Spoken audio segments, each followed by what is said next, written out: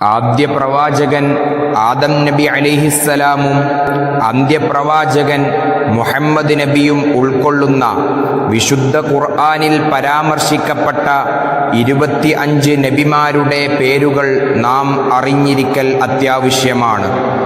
മഹാനായ Sayyid Ahmad Marzooqi എന്നവരുടെ കിഫായത്തുൽ Awam എന്ന പദ്യകൃതിയിലെ പരിശുദ്ധ ഖുർആനിൽ പരാമർശിക്കപ്പെട്ട 25 നബിമാരുടെ പേരുകൾ വിവരിക്കുന്ന ഭാഗം ഈ വിനീതന്റെ ശബ്ദത്തിലൂടെ നിങ്ങൾക്ക് ശ്രവിക്കാം.